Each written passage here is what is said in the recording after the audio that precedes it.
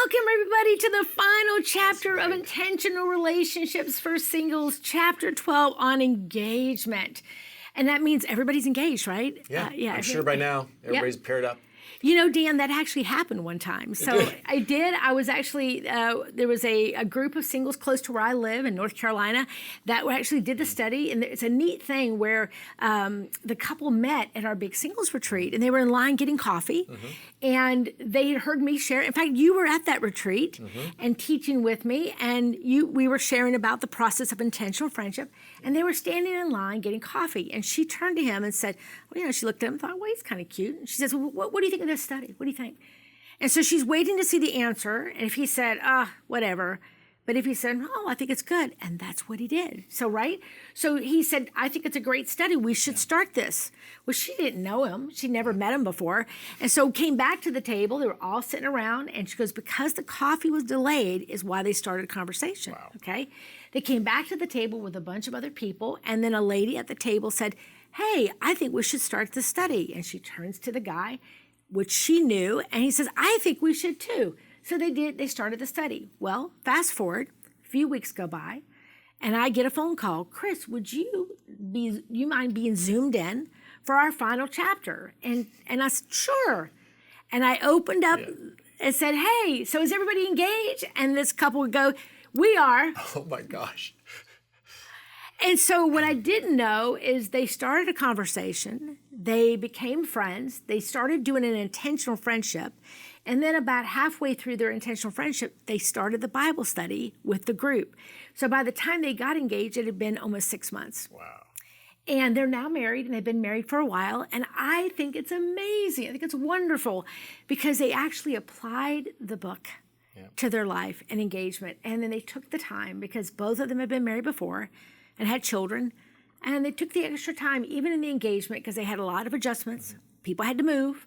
You know, blended family. You don't know anything about that, right, Dan? And so, but wow, engagement. We had a couple that was in one of my classes that were co-host and host of a table. And so they would lead the discussions every week. And about 3/4 of the way through the 12 weeks, they came up to me and said, we're in an intentional friendship. And I went to their wedding last year. I love it. I love it. I love it. But we're going to be talking about engagement. But of course, not everybody ends up getting engaged. No. And again, just like the last chapter, we want to remind you that even if that's not something that's happened to you right now and you hope to, read the chapter and learn, okay? Or if you say, you know, I took this study because I really wanted to improve my relationship with my kids or my friends, and I really don't feel led, but you'll know somebody who is. So these principles, you can learn them and help them with other people. That's right. So one of the things we talk about in this chapter is the fact that engagement is not actually marriage. I know some people feel like because they're engaged now, they have all of the responsibilities and all of the benefits of being married, and that's not true. Engagement is really a time to make that commitment, to continue to get to know each other, to continue to work on your relationship, but you're going to be doing things like you're going to be planning a wedding. That is probably one of the first big business things you're going to be doing. That's one of the things that takes a lot of time and effort. So that's something you'll have to balance against your life, your boundaries. How much time can you devote to this? So make sure that during your engagement process, you don't just begin to move right into marriage and business and everything else and forget to continue to work on that relationship. Yep. And a big thing that I'm a fan of is pre-engagement counseling. Now, here's the thing. We definitely want engagement counseling, but if you're dating someone and you believe this is the one, then it's not going to hurt you to go through some pre-engagement counseling, because we know once the ring is bought, once you got the venue, once you've got the dress, you're going to get married. And if I went to Pastor Dan and said, Dan, would you marry us? And you're like, you guys aren't ready. I'll just find me another pastor. That's right. There is a great material, a resource out there for you. It's called Prepare and Enrich, and there's others like it. But Prepare and Enrich is a psychological and biblical studied assessment that both parties take. So the husband or the bride, the groom, or even the boyfriend, girlfriend take, and it asks you 170 different questions in different areas of your life. So it might be social, family, finance, each other, how you relate to each other. And then once you're done answering those questions separately, a a prepare and enrich authorized person will take you through that study and help you understand areas where you agree and areas where you disagree. And you'll be able to look at your relationship on a graph, and it sounds kind of unromantic, but the reality is we all have areas of agreement and disagreement. So if you have a lot of low areas of agreement, that means you're going to have probably a whole lot more conflict. And it doesn't mean you can't get married, you can't get along, but just know going into your marriage, you're going to have some struggles, and that's okay. You're going to have to learn how to compromise. You're going to have to learn how to hear from the other person more. You'll also find areas where you're in higher agreement, and that'll likely mean you're not going to have a lot of conflict. But these kinds of things are great tools for helping you get into your marriage and do the kinds of things that you need to do to get your marriage off on the right footing.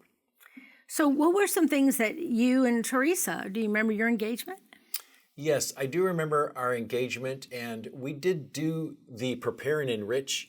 And so when we were able to kind of look at our relationship, we saw some areas of agreement and disagreement, and it kind of largely followed into our marriage. So some of the things that we struggle with, honestly, that a lot of parents do when they're in a blended family is kind of roles and responsibilities. What does a stepfather have as far as authority and role with the stepkids? And what about the person outside the home, and what's their influence on the kids? And so there's a lot of dynamics that go on that you don't think about when you're all lovey-dovey with each other, but reality sets in quickly. And so it's good to kind of know ahead of time what you're going to be facing. And which brings up another thing. One of the things that Teresa and I did before we got married is we went to counseling. We asked our counselor about some of the common pitfalls and problems that people have when they get married.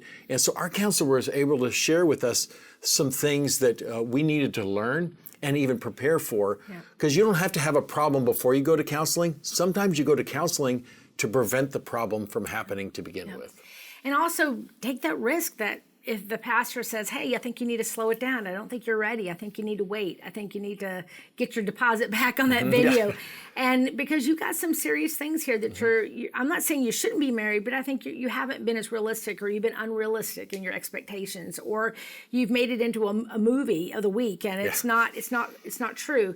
So being able to slow down a little bit, and because if this is the person you're going to spend the rest of your life with, you're never going to regret a deep friendship. You're not going to regret dating them for all 4 seasons, and you're not going to regret your engagement, especially if there's some things that aren't right. Now, you can have the opposite where you're engaged too long. I've met couples that have been engaged for 5 years. I'm trying to figure out what's up with that. And that's a whole nother book. But there is the issue of how do you know when you're ready? How do you know when it's that? So I just have there's a few tips in the book, and you guys can definitely read those and learn them. But I believe when you've gotten advice from people who know you both, not the romance, we know you're in love, we figure that out. But is it, have you dated through all 4 seasons? Do you know each other? Do you have the support of counselors and friends and your pastor that you're making a good decision? I think when you both discuss the future and you agree on your expectations, right? Blended family, at our age, everybody's in a blended family. That's right. And I think people have unrealistic expectations, as versus somebody gets married in their 20s, it's going to be totally different than their 30s, 40s, all the way up into their 70s, right? Yeah, and I have met with many blended families, and they have a particular set of challenges. And so don't go into a new marriage thinking everything's going to be easy. Your marriage will be great. That's fine. Things are going to be good, but understand sometimes things need work. We need to work on things. We need to have proper expectations so we're not disappointed and think, oh my gosh, this isn't what I thought it would be.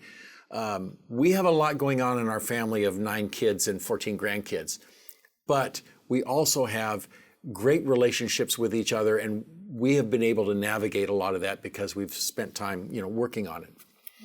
And I think one of the biggest things is that you've looked at your conflict, you've worked at resolving it, you've slowed down if you need to slow down, you've communicated, you're honest with each other, and then also, obviously, you've prayed and gotten the peace that God has given you that this is the right person. But one of the things I always say in this chapter is do not make every single conversation what color flowers you're going to have and what your cake's going to taste like, because then you'll get married and you have nothing to talk about.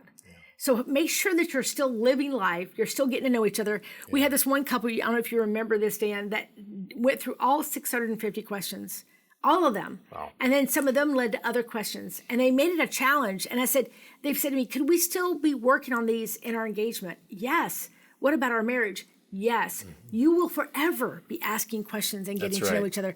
And I would say even after all these years you've been married, you're still learning things about yourself and about Teresa, right? Always learning, and people change. Throughout their entire lives, people change. So you can't expect to know somebody like you're done. You know everything you need to know about them because they're constantly changing. So we need to constantly be asking each other questions, wanting to know what's going on in each other's hearts. And so your engagement is a time to really cement that as a part of the rest of your marriage. And also, Teresa and I have done something, you don't have to, but we know God's called us to be together for certain reasons. So we kind of have our own mission statement. We have things in our life we know, like working with singles, working with blended families. Those are callings that we have together as a couple. And that can be very powerful in a marriage when you realize not only do you love each other and you're building a great relationship with each other, but you actually have a ministry. You have something you can do together that God's called you to do. So don't just get married because you need a partner. You need somebody that can wash your laundry. You need somebody that you can, sit on the couch with at night. Although that's not a bad thing. That's not a bad thing either. But you don't get married just because you feel very alone. A lot of our needs being alone can be met with really good community, really good friends. So don't get married for that reason, because then you're going to be very disappointed, because marriage is hard, right? That's right. And relationships are hard. But that's why we wrote this study. That's right. And we just, guys, we wrote this because we're in the middle of, we do this kind of ministry, and we see and hear from people, and they're longing. Yeah. We wrote it because so many of you wanted to be married, and you're not sure why God hasn't brought you that person. For some of you, there's nothing wrong. You're done everything you're supposed to do. You're in church, you're serving, you're tithing, you are hearing from God, you're making changes, and it simply hasn't happened because we are in a broken world. But some of you, you've realized, okay, Kris, I know what's wrong. I'm the problem. Okay, then what are you going to do with it? What are you going to do? Because that's what I found out about myself. But even though I've addressed some of my own issues and I've got some counseling, I'm still single, but I'm okay with it. And that's another thing, coming to that place of peace to say, God, you are enough. If it's only just you and God, you are enough. And then I have an amazing group of friends and people around me that I love. But we want you to leave this study growing, making some changes, being honest with yourself, go into divorce care, grief share, counseling. Do whatever it takes so that you can continue to grow in your relationship with God and your relationship with others. Anything else, Dan? Well, we hope you enjoy this last discussion, and we hope you have made some friends. The other thing you can do, too, is you can actually lead this in the future. Now that you've gone through it, maybe you would like to facilitate the next intentional relationships group at your church. So thank you for joining us so much. We have appreciated spending these 12 weeks with you.